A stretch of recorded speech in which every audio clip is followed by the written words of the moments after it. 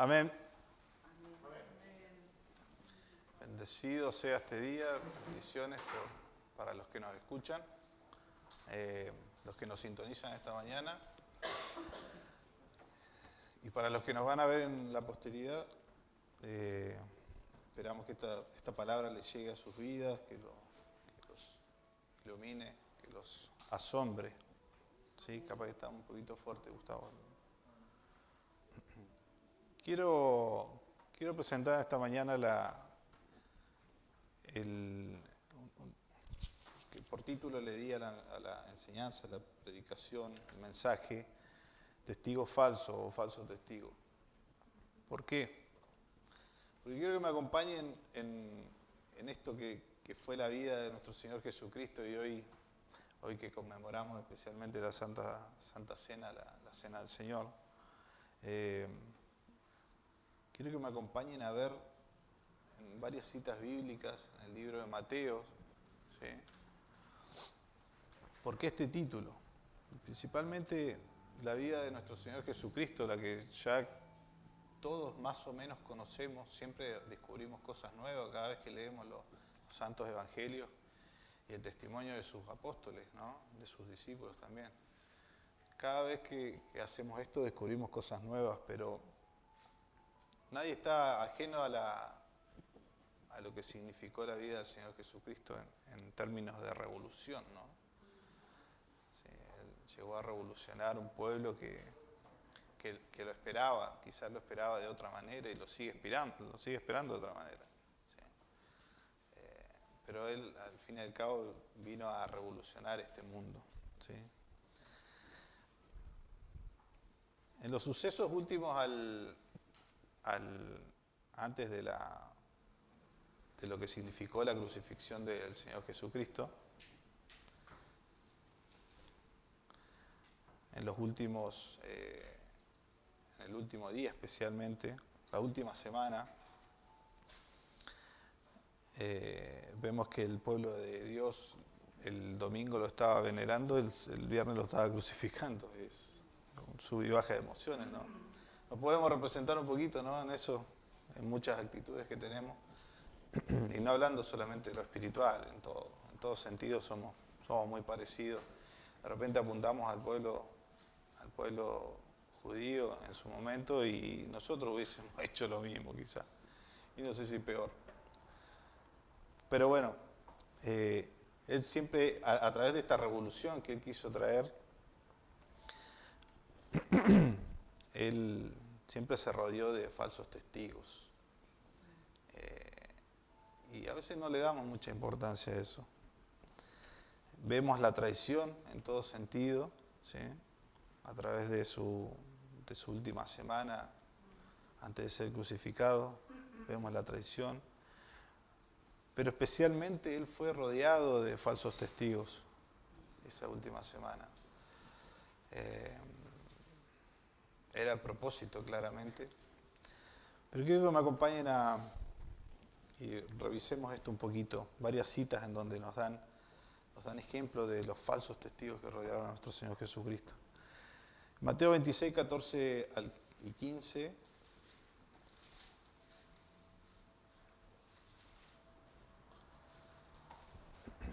Dice, el primer gran falso testigo, ¿no? Judas ofrece entregar al Señor. Entonces uno de los 12, que se llamaba Judas Iscariote, fue a los principales sacerdotes y les dijo: ¿qué me queréis dar? Y yo os lo entregaré. Y ellos le asignaron 30 piezas de plata, y desde entonces buscaba oportunidad para entregarle al Señor Jesucristo. Vemos al gran falso testigo, ¿no? Que es el más memorable, Judas Iscariote, el que entregó por 30 monedas de plata, que solamente esas 30 aparecen detalladas en el libro de Mateo, como curiosidad, en los otros libros no aparece, pero vemos que lo traiciona a Jesús por 30 monedas de plata. Y uno puede preguntarse por qué lo hizo, ¿no? Leía en algún comentario que una de las razones que pudo haber motivado a Judas fue que Judas, al manejar los dineros, ¿sí? Él tenía una ambición particular que que la relacionaba directamente al reino de los cielos, que era representado por Jesucristo, pero él lo miraba desde un modo físico. Y como todo pueblo judío pensaba que él traía la revolución al pueblo, pero no espiritualmente, sino que físicamente, ¿sí? Se venía a plantar como rey, ¿sí? Que es lo que espera el pueblo judío, ¿sí? Él venía de otra manera, y cuando Judas se dio cuenta, en un particular ejemplo, que claramente esto está atado a la interpretación de los grandes estudiosos, pero me llamó la atención porque él, cuando vio que María derramó su perfume sobre el cuero cabelludo de nuestro Señor, que lo preparó, que ella dio su ofrenda, que era el salario de un año, dice la Biblia, él se dio cuenta, hizo un clic y dijo, esto no es lo que yo pensaba. ¿Sí? Yo quería una posición al ser el discípulo del Señor Jesucristo. Él pensaba que iba a tener una posición en su reino físico. Y ahí se dio cuenta que no venía por ese lado. Era espiritual lo del Señor Jesucristo. Entonces, como curiosidad, ¿sí? Fue esa la motivación, pudo haber sido la motivación de Judas, ¿sí? No se entiende de todas maneras, ¿no?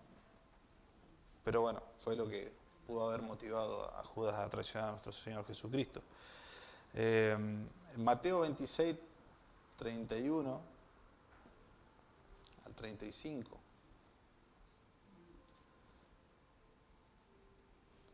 Dice así: entonces Jesús le dijo, todos vosotros os escandalizaréis de mí esta noche, porque está escrito, heriré al pastor y las ovejas del rebaño serán dispersas. Pero después que haya resucitado iré delante de vosotros a Galilea. Respondiendo Pedro le dijo, aunque todos se escandalicen de ti, yo nunca me escandalizaré. Jesús le dijo, de cierto te digo que esta noche antes de que cante el gallo, me negarás 3 veces. Pero le dijo, aunque me sea necesario morir contigo, no te negaré. Y todos los discípulos dijeron lo mismo. Sus discípulos, ¿no? Qué fuerte esta palabra, heriré al pastor y las ovejas del rebaño serán dispersas, fue lo que pasó. ¿Sí? Esto hace alusión otra vez a los falsos testigos, a su círculo más cercano, que se separó, lo dejó en banda, como decimos nosotros, ¿no?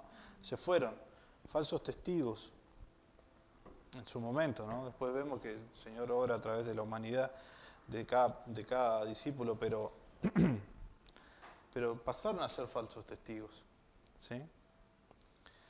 Vemos que más adelante en Mateo 26 es el mismo capítulo, ¿eh?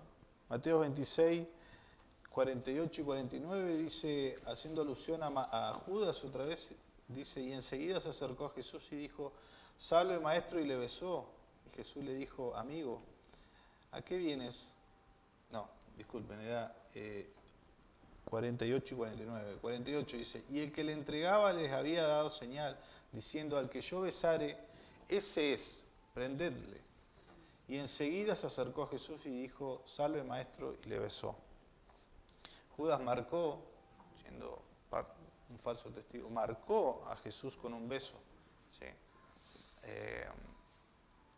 Dice la palabra, dicen los estudios que Judas marcó al Señor con un beso,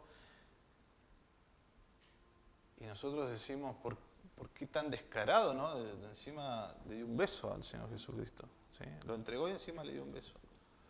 Bueno, dicen que era la forma en que Judas se comprometía por si más adelante necesitaba ser testigo en un juicio contra Jesús. De esa manera él se comprometía con los romanos al haberle dado un beso, al haberlo entregado de manera tangible, visual, a ser un testigo falso delante del Señor Jesucristo en un juicio contra él. ¿Sí? Otro falso testigo. Mateo 26, 55 dice, en aquella hora dijo Jesús a la gente, ¿cómo contra un ladrón habéis salido con espadas y con palos para prenderme? Cada día me sentaba con vosotros enseñando en el templo y no me prendisteis. Los romanos que fueron a prenderle de noche, los soldados romanos, que fueron mandados por los otros falsos testigos que eran los sacerdotes, los líderes religiosos. Lo apresaron de noche. Después vamos a ver que esto no correspondía incluso, ¿sí? O sea, eran falsos testigos y encima hicieron las cosas mal. Estaba todo, claramente estaba todo predestinado, estaba todo escrito, ¿no?, para que esto fuera así, pero vemos por qué tipo de personas se rodeó nuestro Señor Jesucristo en sus últimos días. Mateo 26, 56 dice: mas todo esto sucede para que se cumplan las escrituras de los profetas. Entonces todos los discípulos, dejándole, huyeron. Se fueron sus discípulos. En Mateo 26, 69, 75 vemos que Pedro niega a Jesús, y esto lo conocemos todo, pero lo vamos a leer. Pedro estaba sentado fuera en el patio, Mateo 26, 69, 75. Pedro estaba sentado fuera en el patio y se le acercó una criada diciendo: tú también estabas con Jesús el Galileo. Mas él negó delante de todos diciendo: no sé lo que dices. Saliendo él a la puerta, le vio otra y dijo a los que estaban allí, también este estaba con Jesús el Nazareno. Pero él otra vez negó con juramento: no conozco al hombre. Un poco después, acercándose los que por allí estaban, dijeron a Pedro: verdaderamente tú eres uno de ellos, porque aún tu manera de hablar te descubre. Entonces él comenzó a maldecir y a jurar: no conozco al hombre. Y enseguida cantó el gallo. Entonces Pedro se acordó de las palabras de Jesús que le habían dicho: antes de que cante el gallo me negarás 3 veces.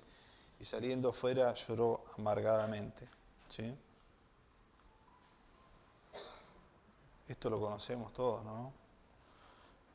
A mí me llamó la atención que Pedro la tercera vez empezó a maldecir y a jurar. Y esto tiene una connotación.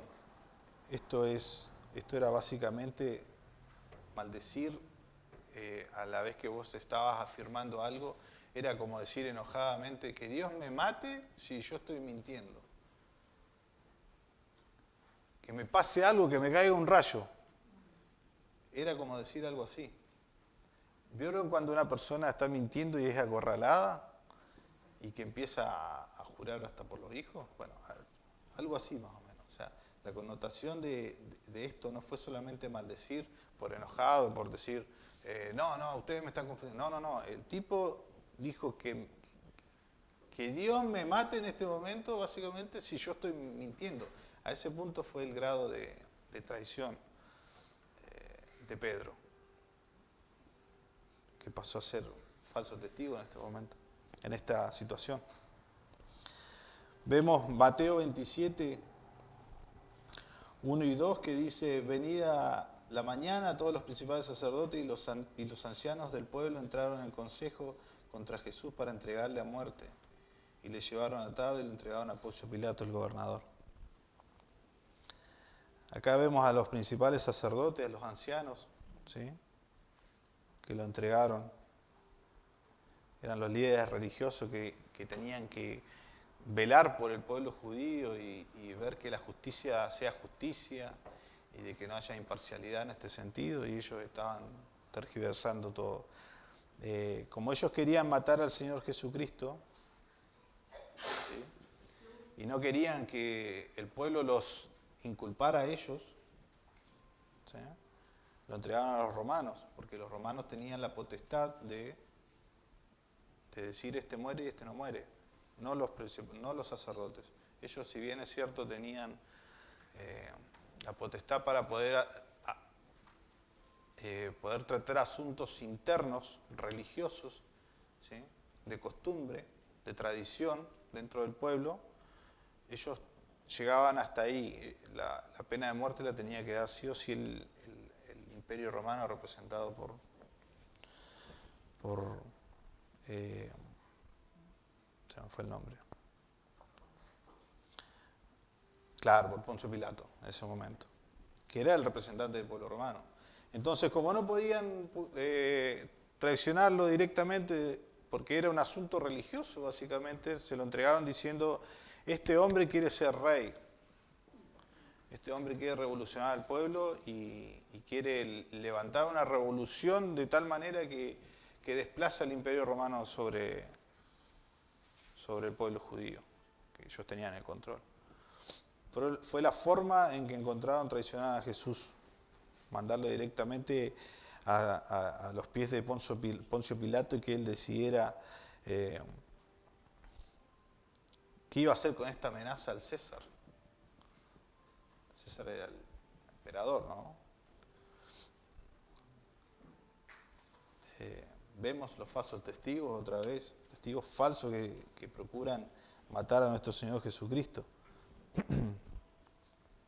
Mateo 27:6 dice, los principales sacerdotes tomando las piezas de plata dijeron, no es lícito echarlas en el tesoro de las ofrendas porque es precio de sangre. Esto hablando de cuando Judas fue y se arrepintió y les tiró las 30 monedas de plata y dijo, ya no las quiero. Cuando Judas cayó en lo que había hecho, dijo, yo ya no las quiero, tómenlas. Y la ambigüedad de estos sacerdotes, ¿no? En el sentido de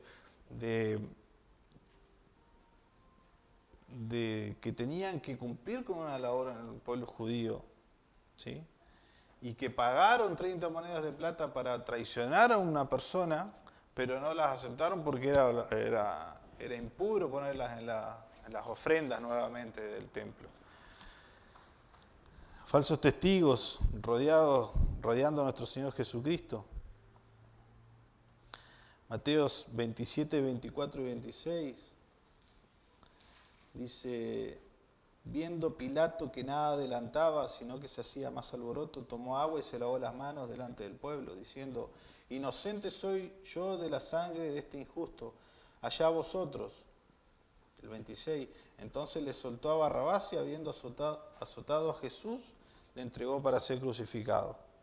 Este que pensó que lavándose las manos delante del pueblo, lavaba todas sus culpas sobre la muerte del Señor Jesucristo, y no fue así. No era así, no era tan simple. Vemos que hay un plan divino de Dios sobre la vida del Señor Jesucristo, que es redimir a la humanidad, pero vemos que fue cruel, fue duro, fue una serie de eventos de traición que lo rodearon a nuestro Señor Jesucristo a través de sus discípulos, a través de los sacerdotes, los que tenían que velar por la ley, porque las cosas estén en orden en el pueblo. Vemos que una persona que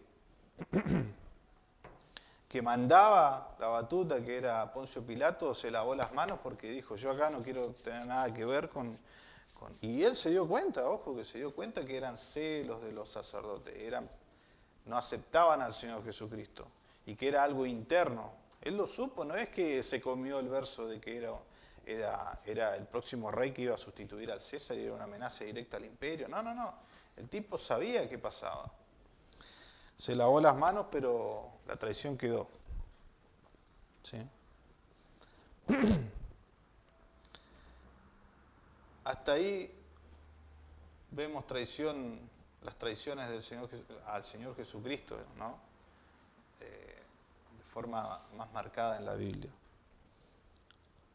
Después vemos la traición del juicio ilegal al Señor Jesucristo, que es lo que les decía hace un rato. ¿Por qué era ilegal en cierta forma lo que le había pasado al Señor Jesucristo?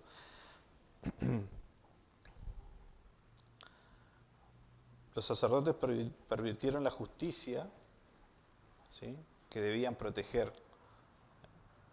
Y les voy a dar 5 o 6 ejemplos de por qué fue todo traición lo que rodeó al Señor Jesucristo.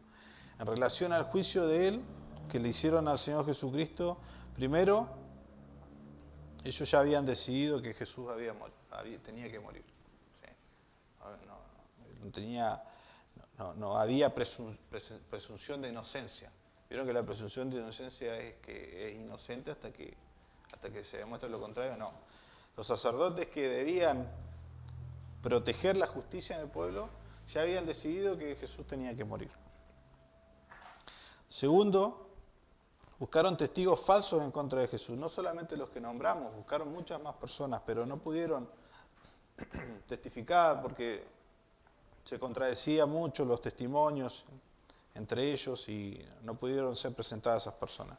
Pero sí se presentaron dos que lo entregaron. ¿Sí? Dijeron, este hombre procura, dice ser Jesús, dice ser el Hijo de Dios y que va a amenaza con tirar el templo y levantarlo en 3 días. Y no era lo que el Señor Jesús había dicho.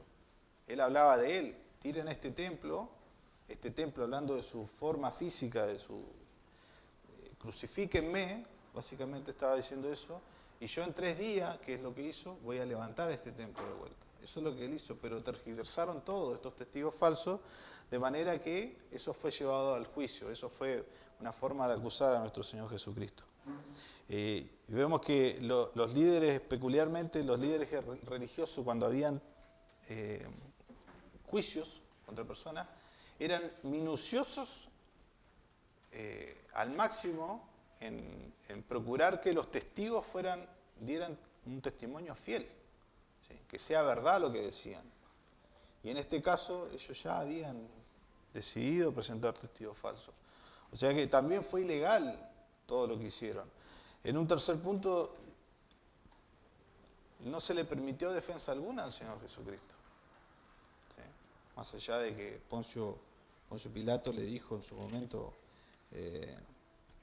dijo, no vas a decir nada ante estas acusaciones. Fue presentado ante Herodes también, fue presentado a Poncio, después se lo llevaron a Herodes, que era el que le correspondía, tenía jurisprudencia sobre la vida del Señor Jesucristo, por el lugar físico en donde estaba, pero después fue vuelto a Poncio Pilato, otro que se lavó las manos, ¿no? Herodes. Pero fue vuelto a Poncio Pilato y más allá de pedirle alguna explicación a Jesús, a él no se le dio una defensa propia de un juicio. El juicio se realizó en la noche, que es lo que veíamos cuando vimos el ejemplo de la Escritura, en donde fue arrestado de noche, ¿sí? Por miedo a que las multitudes reaccionaran, ¿sí? Mandaron a los romanos, a los soldados romanos, los mandaron a arrestar de noche. Entonces esto también fue ilegal, arrestar a una persona de noche y tratar todo esto de noche, ¿sí? Ellos querían apurarse porque el otro día empezaba la fiesta de los panes sin levadura. Querían arreglar todo este asunto rapidito, ¿sí? Entonces lo hicieron de noche. Según las leyes religiosas de los líderes judíos, porque esto eran leyes religiosas en definitiva, pero estaban establecidas, esto también se transgredió. Acá también vemos que los testigos falsos hicieron lo que quisieron con ese juicio. Vemos que Jesús fue puesto por el sumo sacerdote bajo juramento y después lo incriminó por lo que dijo. Mateo 26, 63 al 66. Acompáñame, por favor. Miren lo que dijo. Mateo 26, 63 al 66. Dice, mas Jesús callaba, entonces el sumo sacerdote le dijo, te conjuro por el Dios viviente que nos digas si tú eres el Cristo, el Hijo de Dios. Jesús le dijo, tú lo has dicho, y además os digo que desde ahora veréis al Hijo del Hombre sentado a la diestra del Padre de Dios, viniendo en las nubes del cielo. Entonces el sumo sacerdote rajó sus vestiduras diciendo, has blasfemado. ¿Qué más necesidad tenemos de testigos? He aquí, ahora mismo habéis oído su blasfemia. ¿Qué os parece? Y respondiendo ellos dijeron, es reo de muerte. Lo hicieron testificar bajo juramento y después lo incriminaron por lo que dijo. Todo muy raro lo que pasó alrededor de nuestro Señor Jesucristo, todo muy ilegal, todo muy de traición. Y después vemos que este caso, el juicio de Jesús, debió ser tratado en la sala del concilio supremo y no en la casa del sumo sacerdote de noche, sin testigos fidedignos, sin un defensor, ¿sí?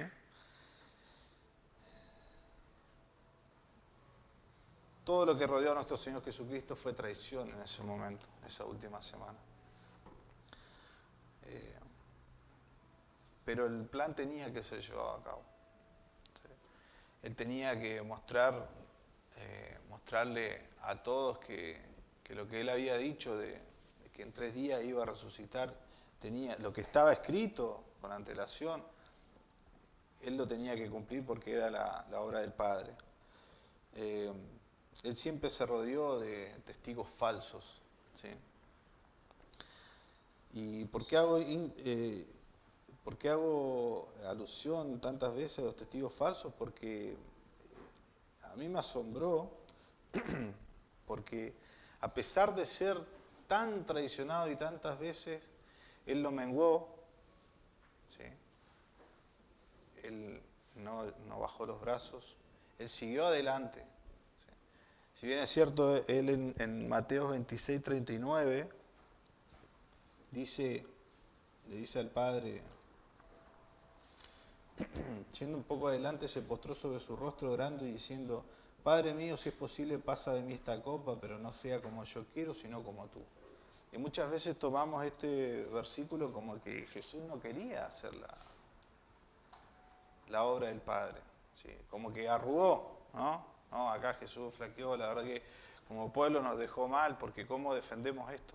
Y no, en realidad, recuerden que él era hombre, él estaba afligido por lo que venía, él sabía lo que venía adelante, pero sabía que lo que el Padre le había hecho tenía que ser cumplido. ¿Sí? Él no arrugó. Él lo que no quería y él lo que le afligía era que su espíritu sea separado del Padre para ser entregado a los malvados. ¿Sí? Pero él sabía que sobre eso venía la redención de todos nosotros. Entonces él dijo,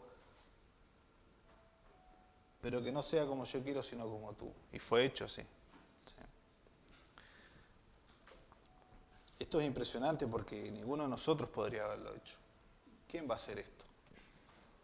¿Sí? Y si bien sabemos que y hemos leído muchas veces las Escrituras y hemos repasado la vida del Señor Jesucristo y ahora vamos a conmemorar la cena del Señor, la última cena que tuvo con sus discípulos, nosotros muchas veces pasamos por alto que Él fue traicionado a punto de muerte.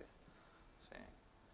Vemos solamente lo que queremos, lo más romántico y es que Él revivió, resucitó y nos redimió de nuestros pecados, nos salvó de la muerte eterna, nos dio la posibilidad de ir directo al Padre a través de su nombre, pero no vemos que Él fue una persona de carne y hueso, que si bien estaba conectada con nuestro Padre, Él asumió toda esa traición de forma moral y de forma física. ¿Sí? Y fue el amor solamente de nuestro Señor Jesucristo el que hizo posible eso. El amor hacia nuestras vidas.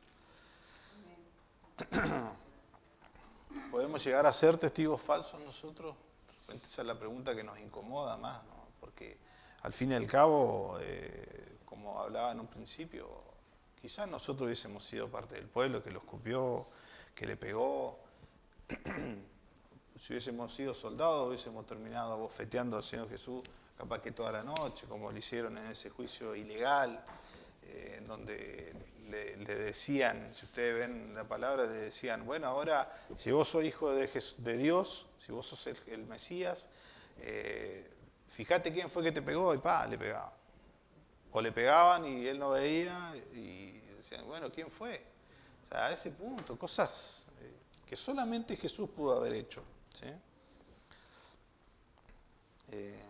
Y nosotros muchas veces podemos caer en esto, en ser parte del pueblo judío, ser los testigos falsos que traicionaron a nuestro Señor Jesucristo. ¿En qué? En nuestras actitudes, nuestras conversaciones, charlas, pensamientos, dichos, hasta en lo que deseamos incluso. ¿Sí? Es importante ponernos en ese lugar. ¿Sí? No creernos que porque Él ya nos salvó, nosotros no pudimos haber hecho eso, o no lo podemos hacer, incluso como hijos de Dios en este momento, nosotros podemos decaer. Y en eso está también la fortaleza de poder seguir a los pies de nuestro Padre y no caer, ¿no? De no, como aprendíamos en el estudio de los jueves, de no bajar los brazos, de que no nos durmamos. Pero podemos llegar a ser testigos falsos, sí podemos llegar a serlo. Ahora, más allá de eso, hay una esperanza, que es que a pesar de todas esas cosas, el Señor triunfó, si bien es cierto, triunfó sobre la muerte, y toda esa traición se la llevó con Él. ¿Sí? Ya está. Veo a través de la vida de Pedro, por ejemplo, que lo negó 3 veces, veo que después Pedro, una persona impulsiva, vehemente, impetuosa, ¿no? y que cumplió un papel importante y quedó en los anales de la historia a través de la Biblia, ¿no? de lo que fue negar al Señor 3 veces, vemos que Él dejó de lado esas cosas. Y esa es la esperanza que nos da a nosotros, de que podemos ser redimidos también. Como decía nuestro pastor en una predicación, creo que fue la del domingo anterior, el Señor es Salvador de nuestras vidas todos los días. Y debemos proclamarlo como Salvador de nuestras vidas todos los días. Vemos a Pedro que fue apuntado en la historia y Pedro debe estar mirando, ¿no? Diciendo, otra vez están hablando de lo que hice, ¿no? Pero él fue perdonado y usado. Él dice que fue nombrado Pedro para ser, y no como la Iglesia Católica piensa que es la roca de la Iglesia, no. Él tenía las llaves del reino de los cielos en el sentido de poder abrirle el Evangelio a las personas, la salvación, llevárselas a las vidas. Entonces a ese punto fue redimido Pedro. Nosotros podemos ser redimidos a pesar de ser testigos falsos. Que no se ponga la capa de santidad. Todos los días llegamos a ser un poquito de eso, de testigos falsos, ¿sí? Con cosas que hacemos y pensamos y decimos. Pero está la esperanza de que el Señor Jesucristo nos redime a través de su amor, ¿sí?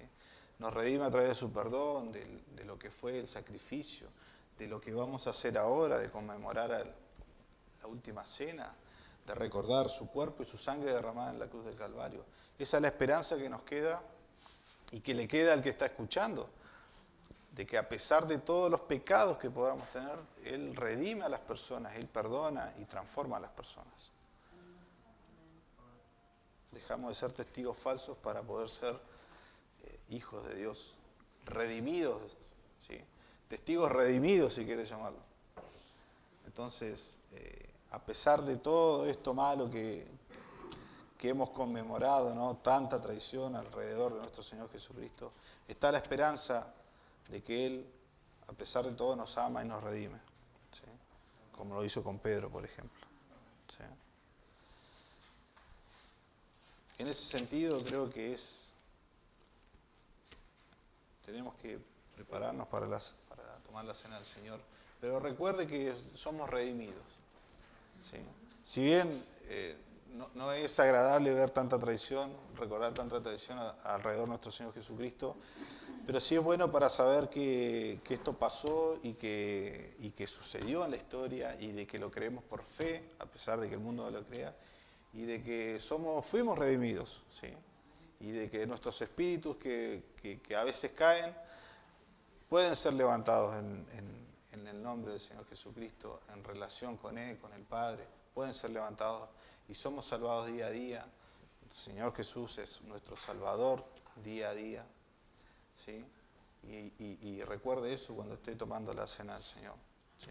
Que Él lo redimió, lo salvó y pasó de ser un testigo falso a ser un testigo redimido, un testigo fiel, ¿sí? Que eso también es importante, ser fiel en lo que nosotros tenemos como convicción, ¿sí? No ser testigo falso, ser testigo fiel, fidedigno ante la sociedad, ser esas personas que dicen lo que llevan en el corazón, que yo sé que todos tienen mensaje de vida en sus corazones, todos tenemos mensaje de vida, tenemos que ser testigos fieles en la sociedad. Así que déjeme orar por esta palabra y después pasamos a la Santa Cena del Señor. Padre, gracias te damos por tu palabra, gracias por mostrarnos, Señor, que podemos ser redimidos día a día, que tu Hijo Jesús es nuestro Salvador. A diario, Señor, y gracias a su valentía, Señor, a su amor, gracias a su dedicación, Señor, pudimos ser redimidos, pudimos ser salvos, Señor, pudimos, Señor, ser perdonados, Señor, pudimos pasar de ser testigos falsos, Señor, a poder ser parte del reino, Señor, y testificar fielmente, Señor, por todas las obras que has hecho en nuestras vidas. Ayúdanos en este sentido, Señor. Ayúdanos a poder ser testigos fieles, Señor, de tu palabra, de tu amor, de tu redención, de tu perdón, Señor. Ayuda al oyente, Señor, el que necesita ser perdonado. Que en el nombre de Jesús pueda pedir perdón delante de tu presencia, pueda ser guiado por tu Espíritu, todo aquel que necesite, y que pueda estar escuchando, Señor, esta predicación, que pueda arrodillarse, Señor, delante de tu presencia y pedir perdón por su vida y aceptar a tu Hijo Jesucristo como su Salvador, ¿sí? Para ser redimido, Señor, salir de esa sentencia de muerte y pasar a vida eterna. Señor, gracias por este mensaje, gracias por mostrarnos tu valentía, Señor, tu dedicación, tu relación con el Padre, al punto de no rechazar, Señor, lo que tenías que hacer, Padre Celestial. Gracias, Señor, te damos en el nombre de Cristo Jesús.